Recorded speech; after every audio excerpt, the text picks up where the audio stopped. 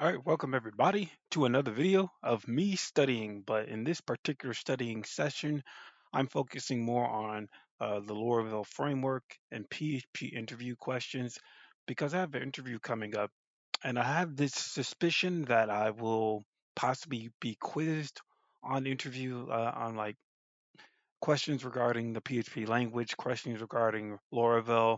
I also feel like there might be system design questions they might ask. I don't even know what it's so funny. The thing is, I barely get interviews. I barely land interviews because it's like very difficult. I've been applying for how many jobs I have applied? Let me actually go into do I have my jobs thing here? Jobs 2025. So I got laid off in August of 2025, and I've been applying since the last time I applied was actually 2 days ago. I didn't apply yesterday. That means I need to apply today or something like that. But even if I apply, like I rarely get interviews, um, and I don't even know how many interviews I ever had. I think it's less than 10 out of how many things I applied to. Probably less than 500, somewhere around 500, maybe somewhere around 500. And I probably got, m- if it's 10, I'd be surprised if it's 10. You know what I mean? I just don't think it was 10. But in any case, I'm just going to go over these PHP interview questions and Laravel interview questions, maybe dip a little bit into like system design questions. Because it's just like, that's another thing about the interview process. It could go any way. It could go just asking you, quizzing you about like the fundamentals of PHP or fundamentals of a language or object-oriented programming or asking you like the fundamentals of security, securing your web application. It can go into so many different things, and you're not really sure of where it's going to go.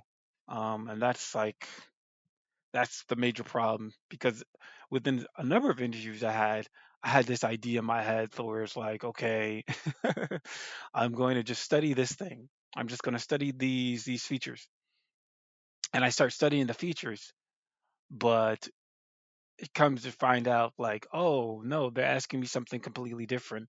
And that's like and that's just like the biggest issue I've always had. Like, oh, they're asking me something completely different than what I studied. So this wouldn't be surprising that I'm studying for all these different things that they're never going to ask. But let's actually just read this stuff. What is the difference between protected and private visibility modifiers? So they are pretty much talking about like private methods or properties within classes. And the difference is that the private methods or properties can only be called within that class. Meaning you cannot call it outside. If you make an instance of a new class, you can't call that method or call that property at all. And it can be called within the class itself. Whereas the protected, it's similar in a way that it can only be called within that class or the class or any class that that extends from that class or that inherits the class. Um, Private properties and methods can only be accessed within the exact class they are defined. Protected properties and methods can be accessed within the class they are defined, and any classes that inherit or extend from it. Easy. OP cache, op cache is what is op cache and why is it important?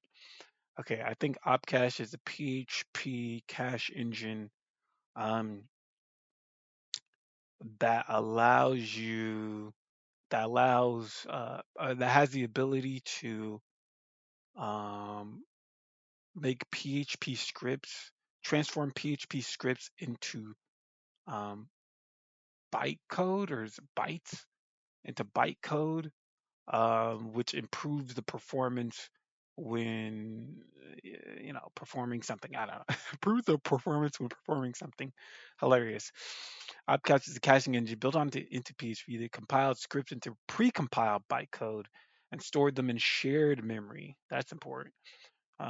compiles the PHP scripts into precompiled bytecode and stores them into shared memory. I get it. Now, I remember, okay, self, what is late static binding? Okay, calling self is calling with the class within itself, but static binding is calling the instance of the class or of the class that's going to be executed or something. References the class that was actually called at runtime. Let me put this as hard. Reference the class where the keyword is written. That's better. Self references the class where the keyword is written. Static references the class that was actually called at runtime.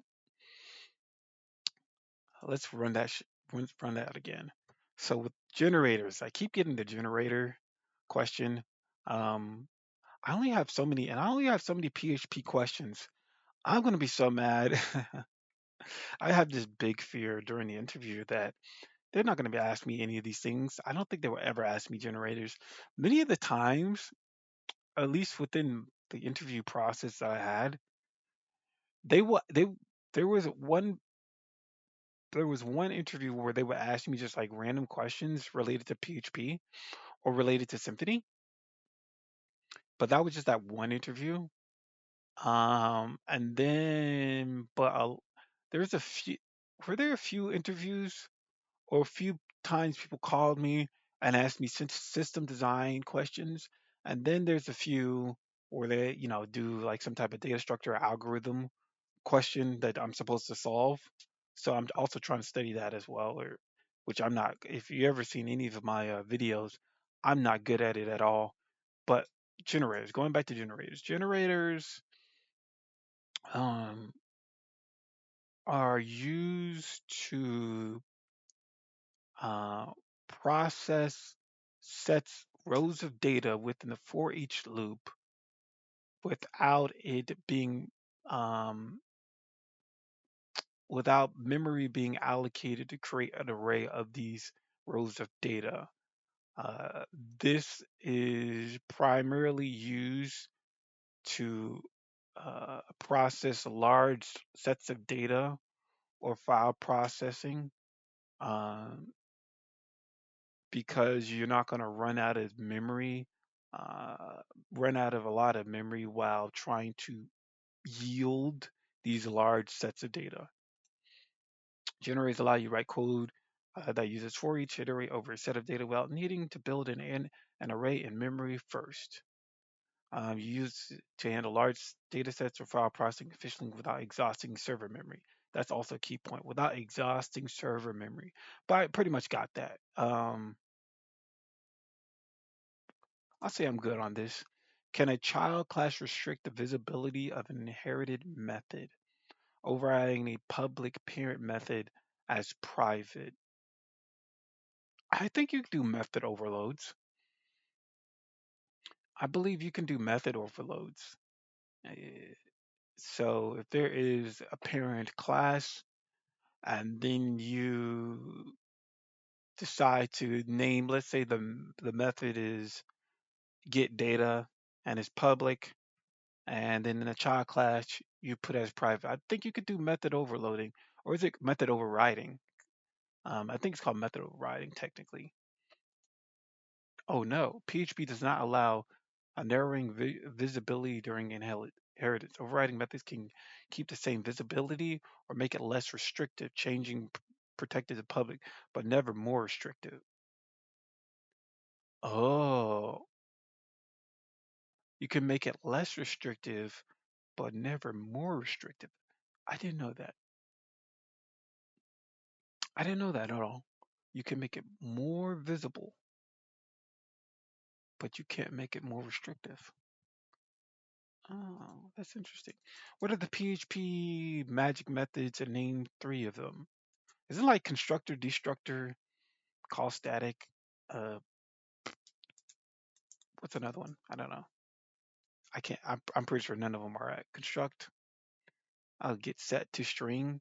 Um, a special message is automatically invoked by PHP when specific actions are performed to an object. Okay, construct when when an object is instantiated. Understood. Called when an object is treated like a string. Interesting. Triggered when accessing or writing to inaccessible or undefined properties. I think there's more than that. Let me ask, what are all the magic methods in PHP? Yeah, I was actually right. Construct, destructor, call. I did get. Oh, there's is set, unset, serialize, unserialized, sleep, to string, invoke, set state, clone, debug info. That's interesting. So these are default methods that are within every class. I'm assuming are special methods which override PHP's default actions when certain actions are performed on an object or class. Interesting. So class connection. Let me see this. Connect, PTO, serialize. When it serializes, you can do this. So are these like empty? Warning, the serialization is soft deprecated as 8.5. It is maintained for backward compatibility. However, the new and existing code should be migrated to serialize, unserialize. Okay. Asleep, awake. Wait, so our special methods which overrides default actions. So these are actions that happen almost like events because with the constructor is going to be called when an instance of an object is created or destructor happens when it gets destroyed. Once it gets sleeps, this is like an event that will happen that you could probably fill out and do some type of functionality. Intend to use to reestablish any database connections that have been lost during serialization, perform other reinitialization tasks. But I was correct in the fact I call it constructor destructor, but um, I still was somewhat correct. Call when an object is treated like a string. I get it. I don't think they're gonna ask, how to make it vote when specific actions are performed on an object. Let's go back to that one. What's the prepare statement? Why use it? Well, it's supposed to prevent SQL injection, and you have the ability to set certain values into the parameters as opposed to put them all within a string, and that's the thing that prevents it from SQL injection. But I just really bad at explaining it. A prayer statement separates logic from data, preventing SQL injections. Logic from data. Prayer statement separates SQL logic from data, preventing SQL injection. I get it. I just don't explain it well. Okay, so self is a static binding that is referencing the class itself, or static is a late static binding keyword that gets called when it was referenced from somewhere, when it was referenced. References a class that was called at runtime. Let me do this again. What is the difference between composition and inheritance? I don't even know. Inheritance is a relationship. A subclass extends a parent class and inherits its behavior, leads to tighter coupling. Composition has a relationship. A class contains instant objects from of other helper classes to perform its functions, leads to loosely coupled. So this sounds like classes that might have traits. A class that contains instances of objects of other helper classes contains instances. Okay, so composition is pretty much like a dependency injection because you have dependencies of different classes that you can use to help you perform some type of function. So inheritance is a subclass. Composition contains an instance of objects or helper classes. Okay. What is a singleton pattern and why is it often considered an anti-pattern? I think I know I've always heard about singleton pattern. I think the singleton pattern has to do with creating an instance of that class and that class having its I don't know. I know it's creating an instance of a class, I think. Restricts class instantiation to a single object instance globally. It introduces global state into your application, making unit tests incredibly difficult since state persists between tests and violates the single responsibility principle. Okay, restricts class instance to a single object instance globally. Okay, so the singleton pattern creates this instance of a class, and this instance will be used globally within the application lifecycle. I'm going to get that one again. What is the difference between static and non-static methods and properties? I think with static methods and properties can be called without actually an object being instantiated. Where non-static methods, properties, you have to create a new instance of that object in order to call those types of methods or properties, if they're even public. So yeah, static members belong to a class of stuff, not an instance. They're accessed via the class, the class name and the method. And you can't, well, yeah, you can't use this keyword. Non-static methods belong to the object instance. Easy money. What is late binding static? Okay, so self, I just said this, and I always forget to. I have the memory of a goldfish. Man, okay, let me think about this. So the self is is a keyword that references the class in itself, the specific class that's being called. Um, whereas static keyword is referencing the class that is being executed during a runtime.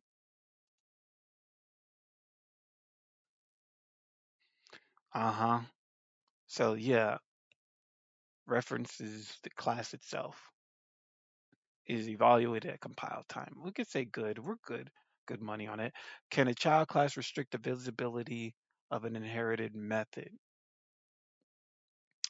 The answer is no. You can make the access modifiers more visible, but you can't restrict them or make them less visible, basically. Pedro does not narrow visibility during inheritance. We're good money. Obcache. What is Obcache and why is it important? Obcache is a caching engine with PHP that allows you to compile PHP scripts into pre-compiled bytecodes, uh, bytecode, and you do this in order to save memory and something like that.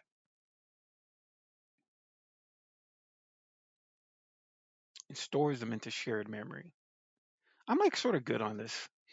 What is singleton pattern and why is it often considered anti-pattern? All right, the singleton pattern allows you to create an object global, create an instance of an object globally. And the reason why it's an anti-pattern is because it makes it difficult um, for you to test individually because this object instance is shared globally or something like that. It restricts class instantiation to a single object instance globally, introduces global state into your application, making unit tests incredibly difficult since state persists between tests, and violates the single responsibility principle.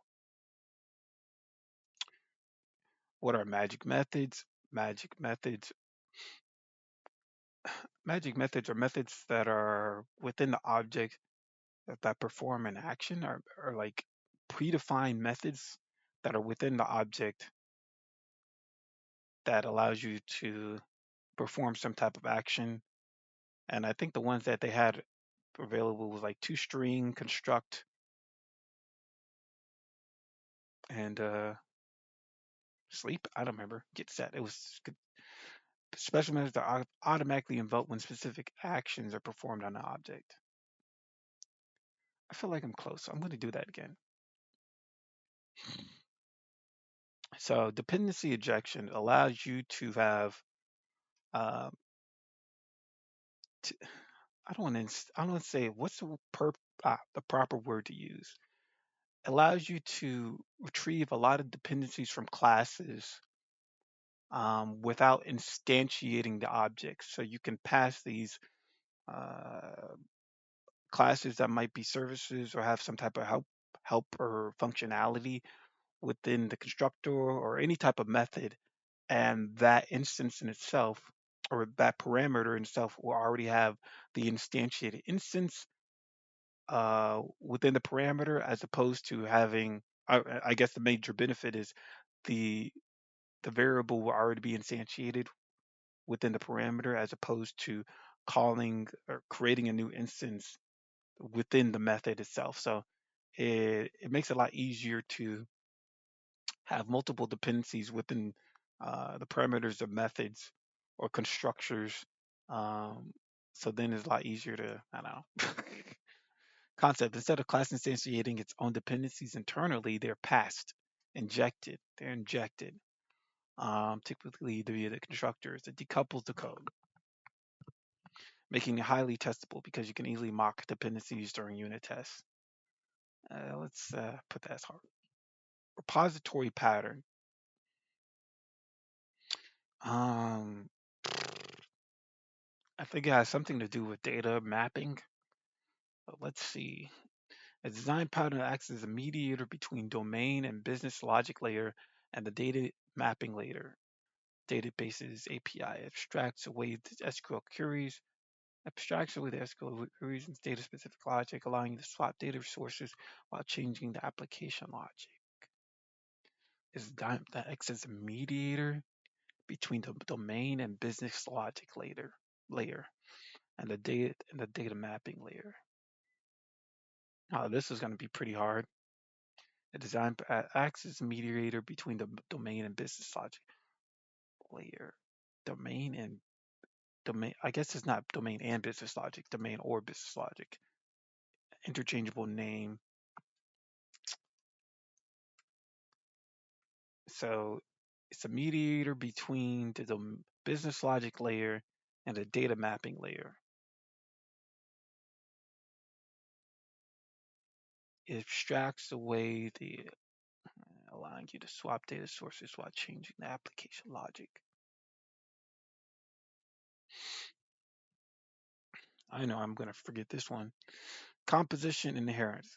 Okay, can I remember what I read like a couple of minutes ago? So, inheritance. I think inheritance is a relationship, and composition has a relationship.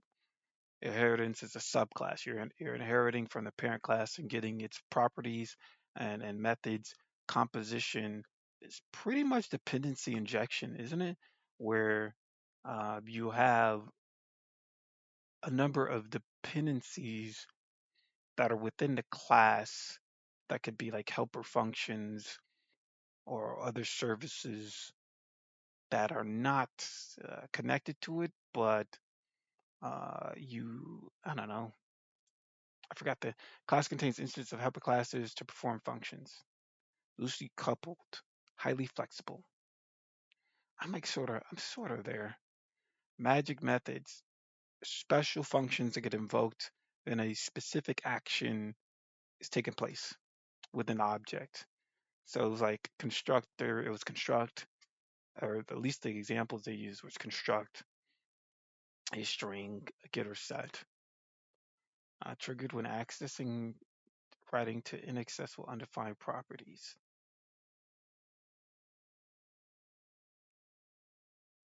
I'm pretty good on this too. What is the repository pattern? The repository pattern. Oh yeah, okay. I just remember. Okay, I just talked about this. So it is the mediator between the business logic and the data mapping layer. So it abstracts away from SQL queries, complex SQL queries, and, and something else. Database specific logic allowing you to swap data sources.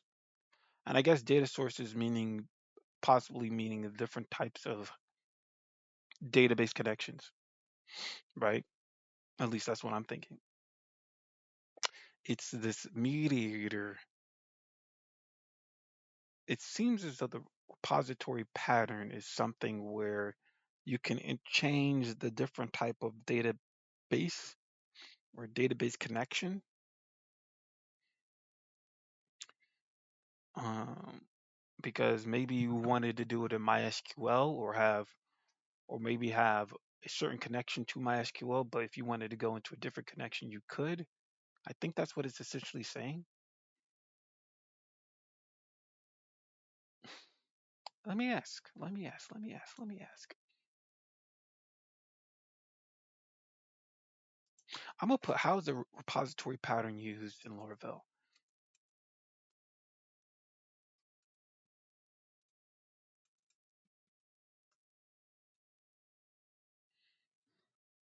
Laravel is used as an architectural strategy to decouple controllers or service layers from the underlying database logic. Eloquent ORM acts as a bridge, ensuring that business logic does not rely on direct database queries. Right.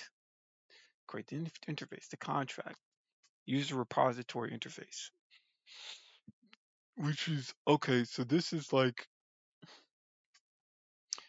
class that allows you to create certain methods like retrieving all users, or maybe if you wanted to get more customizable, like retrieving all users that created an account that have like admin privileges or something like that, you know. So I guess in this example, it's creating a contract calling user repository interface, and it has all users and find users, and it creates a repository class which implements it, and then if truly defines what it is, and then they bind the class maybe to a service container or maybe a service provider. Yeah, you must let uh, know which concrete repository to inject. Repository interface, use a repository, then you inject it into controller. So once you inject this within to the um, service container, which is weird because there's a service provider. What's the difference between? I guess the container is the register portion. You must let service container know which concrete repository you're going to inject to your bootstrap configuration. Injecting controllers. So now with the construct, you can easily grab these things and do all users to get all users. Makes sense. The repository pattern highly debated in Laravel community because Eloquent already uses active record pattern where models handle their own queries. Adding repository can sometimes mean wrapping an abstraction inside another abstraction. Because I do recall, oh, okay. Well, that's it for me studying. Anyways, I'm going to end it right here. Guys, have a good day.